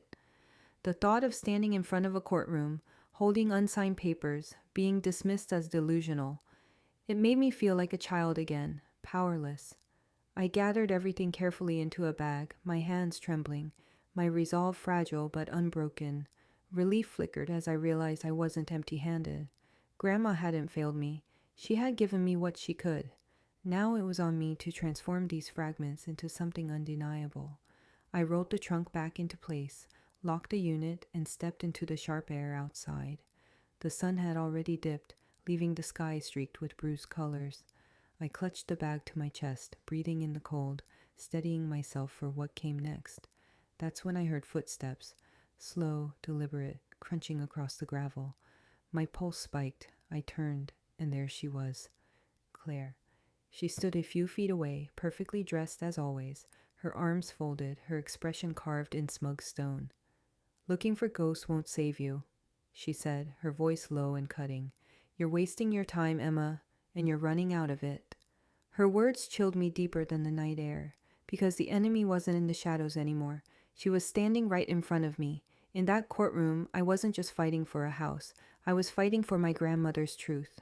When Claire cornered me at the storage unit, I expected her threats to come in whispers and smirks. What I didn't expect was the official letter that arrived days later, a summons. Claire had preemptively dragged me into court, filing claims of harassment, defamation, and interference with estate proceedings. Betrayal tightened around my throat like a noose. She wasn't satisfied with stealing the house. She wanted to strip me of credibility, paint me as a dangerous nuisance who couldn't let go of grief. Shock carried me through the courthouse doors that morning, my hands clammy around the folder of notes I'd assembled. The building smelled of polish and paper, its walls humming with the footsteps of strangers carrying their private battles. But mine felt different. Mine wasn't just legal, it was sacred. I wasn't walking into a trial. I was walking into a battlefield where love itself was on trial. Claire's lawyer, a man named Dalton with a voice slick as oil, wasted no time. He painted me as unstable, grief-stricken, obsessed with fantasies of hidden wills and conspiracies. His words dripped with practiced pity, each one designed to make me look smaller, weaker, less rational. "She has broken into the family home," he declared, his tone rehearsed. "She has stolen documents. She has harassed the rightful heir. This isn't about fairness. This is about obsession." The injustice was suffocating. I wanted to stand and scream that he was lying, that Claire was lying, that everything about their performance was scripted to erase me. But every time I opened my mouth, Dalton twisted my words. My attempts to explain about Grandma's letters, the draft will, the storage unit, all of it was dismissed as conspiracy theories. Claire sat beside him, immaculate in a navy suit, her expression perfectly neutral, but her eyes glimmered with triumph. Helplessness seeped into my bones. The judge's expression remained unreadable, the gallery filled with distant relatives and curious locals shifting in their seats. My voice shook, my hands trembled. For the first time, I wondered if Claire would actually succeed in rewriting not just the will, but the entire story of who I was. But suspense has its own strange power. As Dalton flipped through his stack of papers, I noticed him avoiding eye contact the same way Mr. Farrow had. He wasn't just confident, he was protecting something. Every pause, every redirect, carried the weight of secrets balancing on a knife's edge. I leaned on the discovery I had, the evidence I collected. Side-by-side comparisons of Grandma's handwriting with the will's digital scrawl. Financial inconsistencies from Claire's sudden spending spree. Drafts of the second will, incomplete but undeniably in Grandma's hand. My lawyer, underpaid and overworked, presented them cautiously, as if afraid the court would laugh us out of the room. And in some ways it did. Dalton smirked, spinning each page into a sign of my desperation. "These aren't legal documents," he told the court. "They're the scribbles of an old woman in decline, exploited by a granddaughter unwilling to accept reality. Humiliation flooded me. Whispers rippled through the room, and I felt every pair of eyes press down on me like stones. I wanted to vanish into the bench, to let the earth swallow me whole. I had come to fight for my grandmother's truth, but instead I was being painted as her greatest shame. Claire's mask of composure never cracked, and I knew she was savoring every second of my unraveling. Relief felt impossible, until the unexpected happened. As the session adjourned for the day, I gathered my things slowly, trying to ignore the pitying glances. My heart felt raw, my chest heavy, my faith trembling. Then, as I turned toward the hallway, a janitor approached. His uniform was faded, his expression unreadable, but his hand held a thick envelope, sealed in wax that looked older than the courtroom itself. "This was found in the archives," he said quietly, almost conspiratorially. "It had your grandmother's name on it." Suspense jolted me back to life. I took the envelope, my hand shaking so violently I nearly dropped it. The seal was intact, the paper brittle with age. My pulse thundered in my ears as I realized this wasn't just another draft, another fragment. This could be the missing piece, the hidden truth my grandmother had tried to leave me. I looked up to thank him, but the janitor was already gone, swallowed into the courthouse crowd as if he had never been there at all. And in my hands, trembling under the harsh light of justice, lay a sealed envelope that might change everything. The moment her voice filled the courtroom, I knew I wasn't alone anymore. The envelope trembled in my hands as I tore through the wax seal. For a breathless second, I expected pages of legal documents, maybe the missing signed draft of the will. But inside lay something far more intimate, a cassette tape labeled in my grandmother's familiar looping script. For Emma, if truth is questioned. My chest seized, my throat tightening as though her hand had reached across time and grief to steady me. Betrayal had stalked me for weeks, but here was her answer. Proof not left to lawyers or siblings, but to me. A direct bridge between her voice and my fight. The shock of it left me dizzy. My grandmother, who refused to use email, who called every voicemail a ghost in a box, had left behind an audio message. That night, I sat in my car with an old cassette player I borrowed from the library's archives section. The tape clicked into place, and then her voice, clear, steady, filled with that familiar warmth that once made every shadow in the house retreat. The sound of it ripped something open inside me, grief colliding with comfort until I broke into silent sobs. Months of silence had convinced me she was gone forever, and yet here she was, speaking as if death had forgotten to silence her. "In the event my words are questioned," her voice said, "I wish them to hear me. My intention is not ambiguous. The mansion belongs to Emma. She's the one who has carried this family spirit when others carried only appearances. Claire will be cared for in other ways, but she must not be trusted with the house. She mistakes possession for love." The injustice of it all struck me harder than ever. Her words were plain, direct, unassailable, and yet the courtroom had spent days treating me as unstable, as obsessed. Here was the truth they had tried to bury, her own voice declaring her wishes. When I played the tape in court the next morning, the atmosphere shifted instantly. The judge leaned forward, the gallery hushed, and even Dalton's smug expression faltered. My grandmother's voice filled the room like a resurrection. People glanced at one another, startled, moved. For a moment, I wasn't alone. For a moment, I could feel the weight of her presence standing behind me, steadying my spine. But helplessness clawed back when Dalton rose to object. He questioned the authenticity, called it a fabrication, accused me of splicing old recordings to create a false narrative. "This is inadmissible," he argued, his voice rising. "Audio is too easily manipulated. Without a signed physical document, this proves nothing." Suspense hung like a blade over the courtroom. The judge listened, expression unreadable. Claire's mask cracked for the first time. I caught the flicker of panic in her eyes, the way her fingers twisted together in her lap. She knew what the tape meant. She knew it was her undoing. I watched her rise, her composure fraying, and heard the venom in her voice. "This is pathetic," she spat. "Emma has always been dramatic, desperate for attention. Now she's faking tapes. How low will she sink?" Her tone was sharp, but her hands betrayed her, trembling against the table. Discovery came at the very end of the recording. My grandmother's voice lowered, steady and precise. If this message is heard, and if my words are doubted, know this.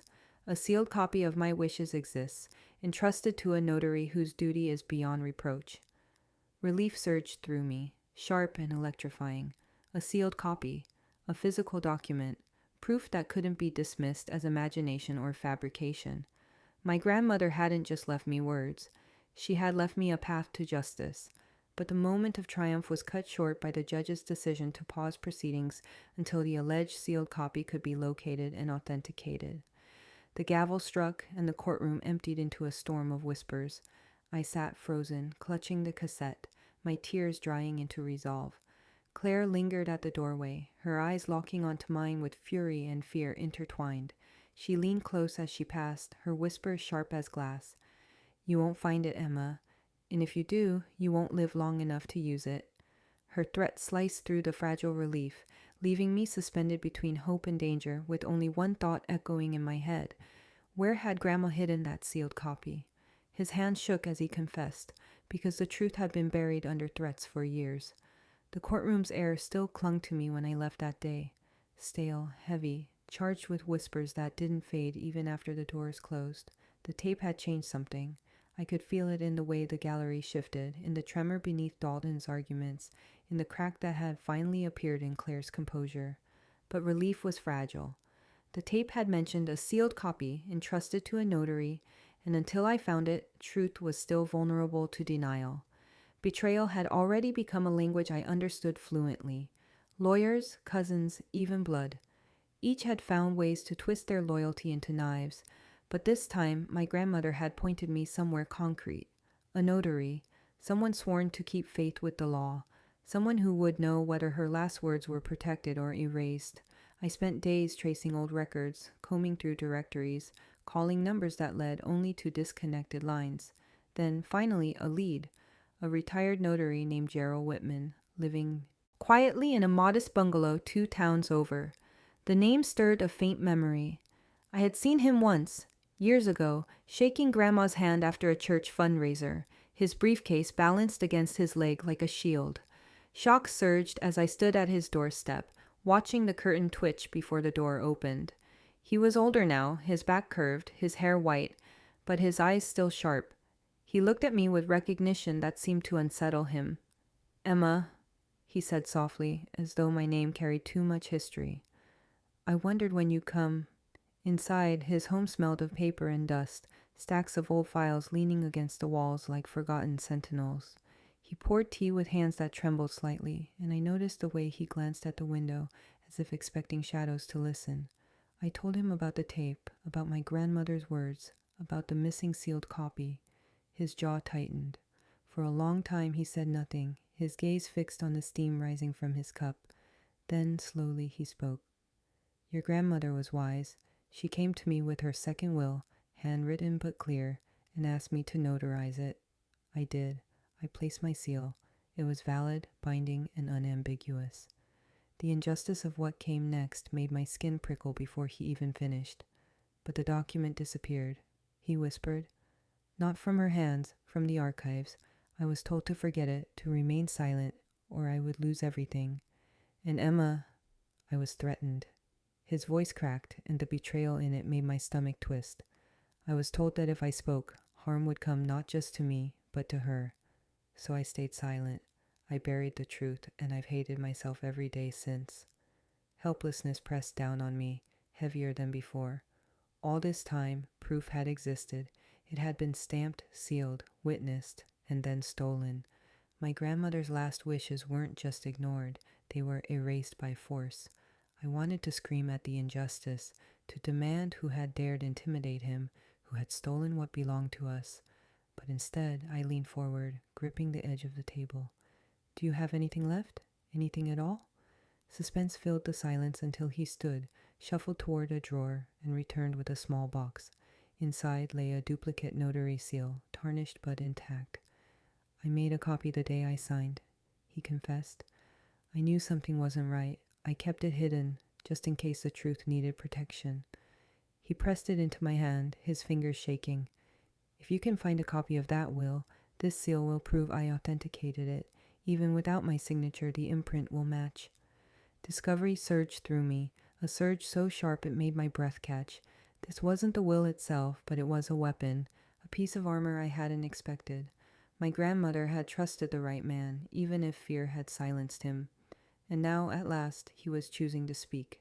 Humiliation flickered in his eyes as he continued. I should have fought harder. I should have told someone.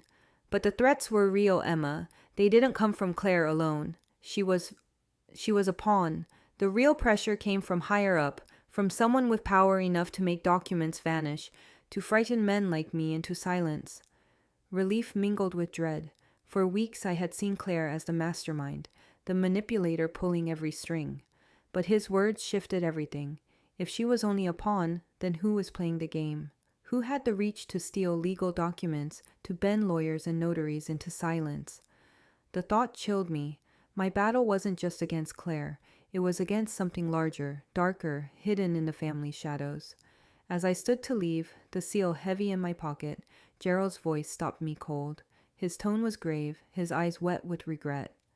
Emma, he said, your sister isn't the mastermind. She's the pawn. And with that, the fragile framework of my fight collapsed into a maze of questions I wasn't sure I was ready to answer. Secrets wrought in the dark. But that night, I dragged them into the light. I woke before dawn with the certainty that hiding had become a luxury I could no longer afford. Gerald's confession had changed the terrain. The duplicate seal in my pocket was more than a trinket. It was a match. And matches, Grandma used to say, aren't meant to be admired in drawers. They're meant to be struck. Betrayal had followed me into every corridor of this fight, but the shock of learning Claire wasn't the mastermind rearranged my anger into something sharper. Strategy. If the rot thrived in the dark, then I would build a stage, flood it with light, and make the rot explain itself. The idea scared me in the way bridges do when you're halfway across. But fear and necessity often wear the same coat. I made calls all morning, the kind that require a spine to sound steady.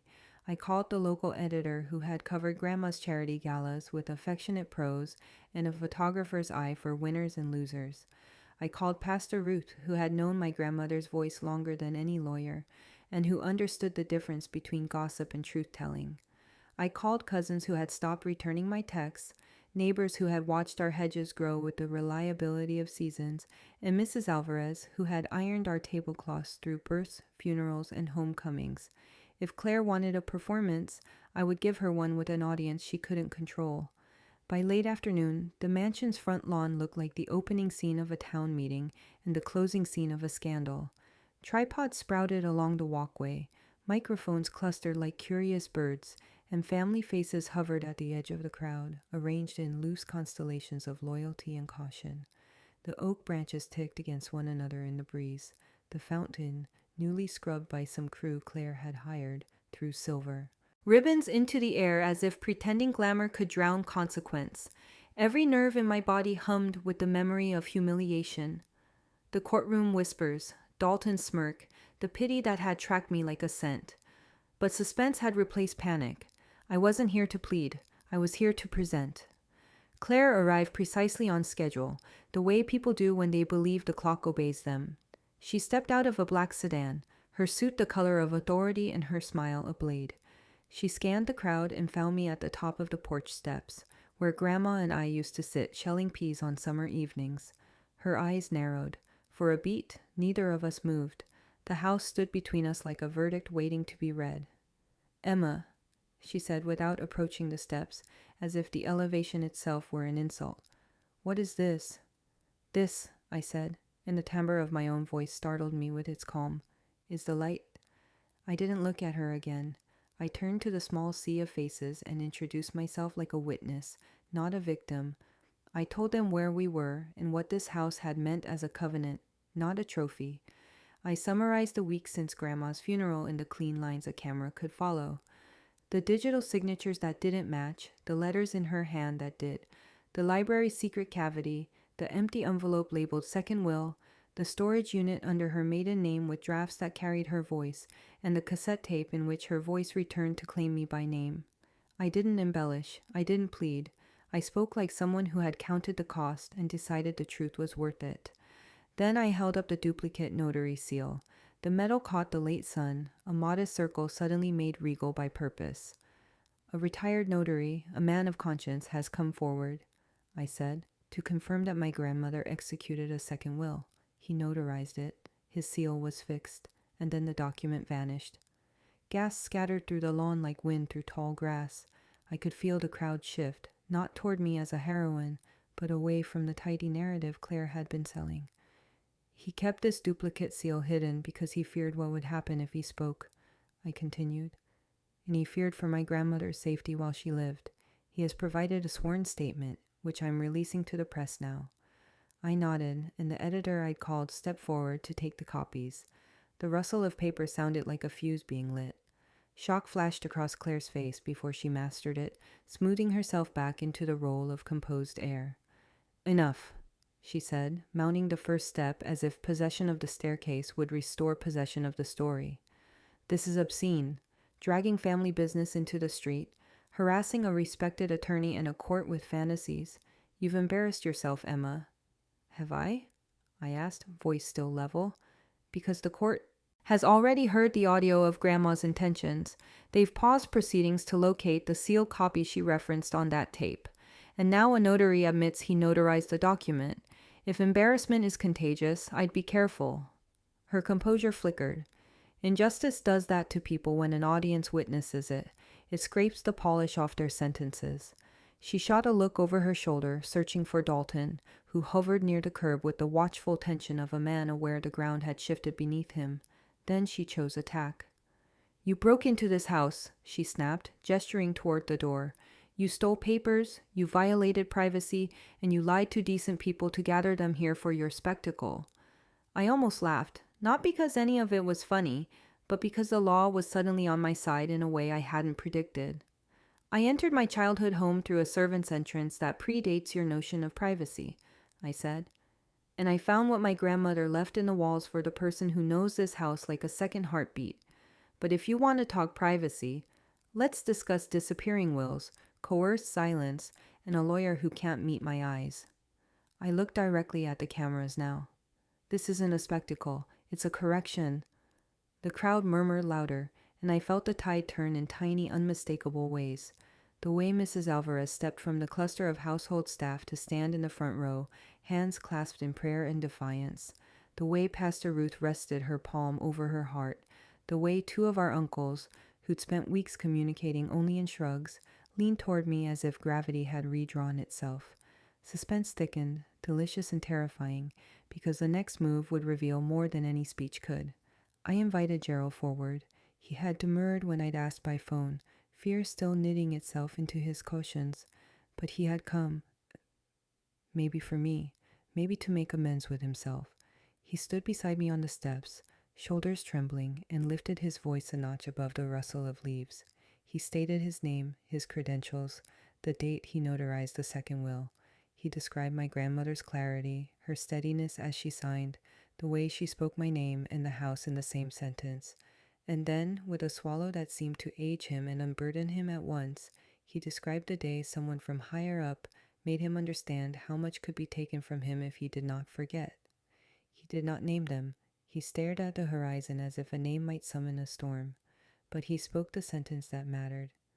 I was wrong to be silent. The truth belongs to Emma. Helplessness loosened its grip on me like a fist that had finally tired. Justice didn't arrive with trumpets. It arrived with a trembling man and the courage to say he had been afraid. I squeezed his hand and felt something in my chest unclench that had been tight since the locks changed. Around us, the air changed texture.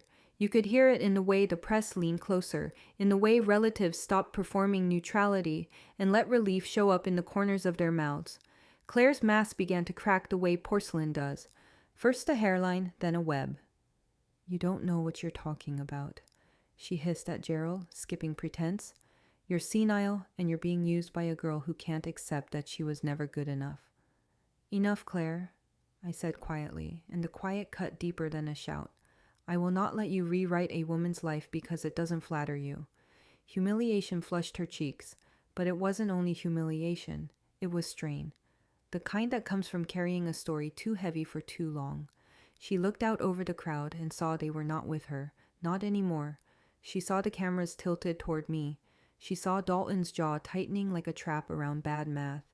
Panic flickered behind her eyes, and in that flicker I recognized the girl who once carved our initials into the porch post, a girl who had wanted to belong more than she wanted to win. "You want truth?" She spat, the words snapping. "Fine. You want to tell them everything in the bright, cleansing light of day? Let's talk about what your sainted lawyer did. Let's talk about how documents don't just vanish unless someone pays for a disappearance. Let's talk about leverage. Let's talk about favors owed." The lawn stilled. Even the fountain seemed to hush. Suspense didn't hum now. It rang. "Who paid?" I asked, keeping my voice in that same even register, because rage is a poor midwife for truth. "Who pressured the notary? Who made you the face of their theft?" For a heartbeat she held her silence like a shield. Then something in her broke, not the brittle snap of denial, but the fluid crack of a dam. "Do you think I could have done this alone?"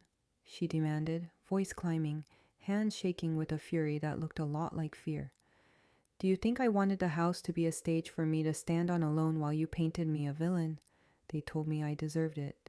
They told me it would be good for the family. They told me you were unstable and that I was protecting a legacy. They told me it was already decided." "Who is they?" The editor called from the lawn, her pen a spear. "Name them." Claire's composure collapsed like a paper palace in rain. She turned toward me, for once not calculating but pleading. "If I tell you," she said, breath hitching, "you have to understand. I didn't know where it would end. I didn't know what they'd do to make it stick." "You know how this works," I said. "You tell the truth or the truth finds you." She looked past me, up at the windows where our childhood reflections had once played at being grown-ups. For a second, the little girls flickered in her face. The laughter, the conspiracies, the hand-in-hand sprint down the hall. Then she faced the crowd and let the fear become fury again, because fury is easier to carry. "You want names?" she shouted. "Ask the lawyer." The words cracked across the lawn like a whip. Heads swiveled toward Dalton. Cameras clicked in a staccato that sounded like rain beginning. Dalton's smile tried to hold, but the corners failed him. He raised both hands, palms out, performing innocence with a veteran's skill. "Let's not turn this into a witch hunt," he said smoothly. "My firm has represented this family with integrity for years. We pursue outcomes within the bounds of the law. Miss Claire expresses frustration. Grief makes messengers of the wrong people." "Then you won't mind answering a few questions on the record," the editor said, already moving toward him. "About chain of custody for estate documents, about your interactions with the notary, about your firm's payments recorded in the same quarter as the disappearance. We're happy to file FOIA requests. We're happy to subpoena." Dalton's eyes flashed and then shuddered. He stepped back, bumped into a camera, and for the first time that day looked like a man who had misplaced a script. The crowd pressed in, not physically, but with attention so focused it drew perspiration to his brow. Claire stared at him with a cocktail of rage and relief, the kind you drink when you realize your part in the play is no longer the lead. I felt relief rise in me, not the easy kind, not the celebratory kind, but the muscular kind that comes when the boulder you've been pushing finally tilts a fraction in your favor. Justice had not arrived, not yet, but the pathway to it was etching itself in visible chalk marks. A notary with a trembling confession, a seal gleaming in daylight, a lawyer whose performative confidence had just met a public ledger. I addressed the cameras one last time. "This isn't just about inheritance," I said, voice gaining warmth as if my grandmother had stepped closer. "It's about whose voices matter when the powerful decide convenience is more valuable than truth." My grandmother's voice, Gisane were in her handwriting, in her recordings, in the lives she touched, is the anchor here. We will return to court with this seal, with sworn testimony, with the storage unit documents, and with any record that reveals how a valid will disappeared. We will not be intimidated back into the dark. Pastor Roos said, "Amen." Not like a sermon, but like a witness statement, and I felt the house itself loosen an old breath. Claire's shoulders slumped, the fight gone slack enough to show its scaffolding. She took a step down, then another, each one slower, as though surrender were a language she only half understood. She looked at me and for a long moment said nothing, apology and accusation wrestling in her eyes. "I didn't start it," she murmured, too quiet for the microphones. just loud enough for me. But I didn't stop it either. I know, I said, because the truest weapon is precision, not cruelty. Now you can help end it. Her jaw worked. She swallowed, then lifted her head toward the crowd that had come to see a spectacle and found themselves watching a reckoning. When she spoke again, the words were louder, edged with the desperate courage of someone learning how to step off a stage and into a confession. I wasn't the only one, she shouted, voice cracking. Ask the lawyer! The lawn erupted, cameras pivoting, questions flying, Dalton retreating under a hail of names and dates. And I felt the light I dragged onto this porch flare, hotter, brighter, unstoppable, even as I braced for the larger shadow it would soon reveal. What I thought was a family feud turned out to be a conspiracy much larger than blood. When Claire cracked under the weight of her own guilt on the mansion lawn and shouted for everyone to ask the lawyer, I thought it was a moment of desperation, a slip, a way of shoving blame onto Dalton to take the spotlight off her. But as the days unfolded, that slip became a thread. And when I pulled it, the entire tapestry began to unravel. Betrayal had been my shadow from the day the locks were changed. I thought the betrayal was Claire's. Her smugness, her greed, her ability to smile while stealing the roof over my head. But now I was seeing betrayal at a scale that made my sister's treachery look small. Dalton wasn't just her lawyer. He was part of something bigger. The shock arrived through documents a reporter slipped me 2 days later. They weren't just about the will. They were about the mansion itself. Transactions buried under shell companies. Property evaluations inflated and deflated at convenient times. Payments routed through obscure LLCs with names bland enough to be forgettable. It wasn't just about inheritance anymore. It was about laundering money through the house that had raised me, the house Grandma had fought to preserve as sacred ground. I stared at the pages until my hands went numb. The mansion wasn't just family history. It was a financial weapon, a mask for corruption, and Dalton had been its architect. Claire hadn't masterminded the forgery to hold on to our childhood home. She'd been manipulated into signing her name onto a stage where Dalton and his partners could line their pockets with kickbacks. The injustice seared me, harsher than before. It wasn't just my grandmother's voice erased or my memory stolen. It was her house, the covenant she'd built for family, turned into a tool for greed so naked, so calculated, it made my stomach churn. I confronted Claire again, not in front of cameras this time, but in the quiet corner of the courthouse where she waited with her mask cracked. Why? I asked her. Why go along with this? Her eyes brimmed with exhaustion I hadn't seen before. Because he told me it was already mine, she whispered, that it was cleaner this way, that it would help me step into leadership, and because I wanted to believe him. I wanted to believe someone finally saw me as the one in charge. Helplessness clawed at me, not just for myself, but for her. She had wanted power so badly she had let someone else script her role, and in doing so, she had let the mansion, our grandmother's soul, become collateral in a conspiracy that stretched far beyond us. Suspense became my compass. Reporters dug deeper. Dalton's law firm appeared in cases where other estates had mysteriously shifted into corporate hands. Transactions echoed across county records. There were whispers of politicians, developers, businessmen, all using family houses like ours as pawns in a quiet game of laundering. The mansion wasn't just valuable because of its history. Its appraisal made it the perfect vessel for moving money unseen. The discovery was almost too much to process. Every document, every whispered lead pointed to the fact that I wasn't fighting just Claire anymore. I was fighting a machine, faceless, hungry, larger than law, larger than loyalty. And yet, justice flickered, because once corruption grows too greedy, it stops hiding well. The duplicate notary seal, the tape, Gerald's confession, the storage unit drafts, they weren't isolated pieces anymore. They were proof that Dalton had orchestrated forgery. They tied the will's disappearance to his hands, and with the press watching, with the court already on pause for investigation, he couldn't sweep it under the rug.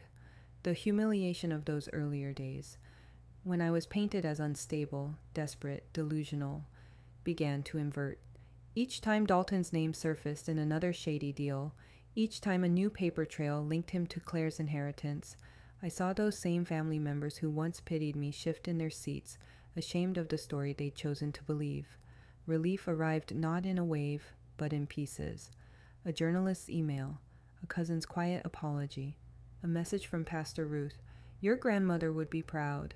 It didn't undo the scars, but it gave me enough strength to keep standing, enough fuel to prepare for the trial's next round. But justice, like betrayal, has its timing. A week before the final trial date, Dalton vanished, his office locked, his accounts drained, his phone disconnected. He had fled, slipping out of the state like a ghost, leaving behind a trail of ashes. The cliffhanger hit harder than any gavel. Claire stood alone now, her shield gone, her mask gone, her part in the conspiracy dragged naked into the light. And as the judge prepared to reconvene without Dalton, I realized the family feud was over. But the war against the larger shadows had only just begun. When the gavel fell, it wasn't just a ruling. It was justice echoing from my grandmother's grave. The final day of court felt like standing at the edge of a precipice, the ground beneath me vibrating with the weight of every betrayal, every sleepless night, every whisper of my grandmother's voice urging me not to let her be erased. Claire sat across the aisle, smaller than I had ever seen her, stripped of Dalton's shadow to shield her. The courtroom buzzed with the press, with family, with neighbors who had watched this saga bleed from porches into headlines. The judge's words came measured, deliberate, each one slicing through the fog that had choked me for months. The evidence, the cassette tape, the drafts from the storage unit, the duplicate notary seal, Gerald's trembling testimony was overwhelming. The court recognized the true will. The mansion, my grandmother's covenant, was restored to me. The forged documents were declared null. Betrayal had lost its mask, and the truth, patient and persistent, had won. Shock rippled through the room when the judge announced that charges against Claire would proceed. Fraud, conspiracy, and perjury. Her crimes no longer hidden behind polished smiles. Dalton's name was spoken with contempt, his absence noted with a warrant that would follow him wherever he ran. For the first time since the locks were changed, I could breathe without the weight of injustice crushing my ribs. Helplessness melted away, replaced with relief so sharp it almost hurt. I thought of my grandmother's hands, fragile and strong all at once, guiding me through recipes, through grief, through secrets carved into the walls. I thought of her last words, "Remember where love is hidden." I finally understood. Love had been hidden in truth, in persistence, in refusing to let lies write the ending. When I returned to the mansion, the air felt different, not just lighter, but alive. Curtains breathed with the wind, floorboards hummed with memory, and the chandelier scattered light as though the house itself was celebrating. I walked from room to room, whispering, "We did it, Grandma." In the library, I pressed my palm against the mantel where I had once found the letters, and I swore I felt warmth pulse back. Closure came like a tide, not fast, not triumphant, but steady. For the first time in months, I let myself weep without shame, my tears falling not for loss, but for justice restored. My grandmother's voice no longer echoed only in memory. It echoed now in law, in recognition, in permanence. But as I moved through her study, tidying papers left untouched for too long, my fingers brushed against the back of the desk drawer. Something shifted. A small sealed envelope slid forward, marked in her hand. The battle was over, but as I held that final envelope, I realized the story wasn't finished. Her final secret wasn't about property. It was about the kind of woman she wanted me to become. The envelope I found in Grandma's study felt heavier than any deed or legal paper I had uncovered. My hands shook as I broke the seal, afraid this would be another map to betrayal, another hint of unfinished battles. But instead, what spilled onto the page was her voice, steady and gentle, as if she had written it while sitting across from me. She wrote not about the house itself, but about what it meant. She warned me that family can wound as deeply as strangers when greed blinds them. She confessed her fears that Claire would lose herself in appearances, and that I might lose myself in anger. She told me that truth has a way of surviving even when it is buried, but only if someone is brave enough to keep digging. Betrayal had been the shadow of my journey, but her words shifted me towards something larger. "The house," she wrote, "isn't your prize, Emma. It's your canvas. Don't hold it as a possession. Hold it as a promise." Shock gave way to clarity. For months I had fought with every ounce of strength to reclaim the mansion, believing it was about justice, about securing my rightful place. But as I read her words, I realized she never wanted me to simply live in those walls. She wanted me to open them. Injustice had consumed me for so long that I hadn't imagined a future beyond survival. Now I saw one. I envisioned the library alive again, not with secrets hidden in walls, but with children learning to read. I saw the grand hall not as a stage for power, but as a refuge for the weary. I saw the house reborn, not as inheritance, but as legacy. Helplessness melted into purpose. I began drawing plans, meeting with community leaders, talking to teachers and organizers. Suspense was no longer about what Claire or Dalton might do. It was about whether I was strong enough to grow into the woman Grandma believed I could be. The discovery wasn't a hidden will or a secret drawer this time. It was myself. The strength I hadn't known I carried, the ability to turn wounds into walls strong enough to shelter others. Justice was restored when the court gave me the house. But true justice came when I chose to give the house back to the world, transforming it into a foundation that would outlive both greed and grief. Humiliation had once defined me, but now it defined Claire. Relief no longer came in fragments. It filled me completely as I walked through rooms reborn with new life. And closure at last came when I whispered into the halls, "We did it, Grandma. We kept love alive. If truth can be buried but never killed, what would your family's secrets reveal?" Grandma's final lesson was simple. Truth always finds the light. If this story made you feel something, don't just leave quietly. Share your thoughts below. What would you do if your own family's secrets came knocking? Hit subscribe so you don't miss the next story, because trust me, the shadows always have more to reveal. And if you stayed with me till the end, you're part of this journey now. Let's uncover the next secret together.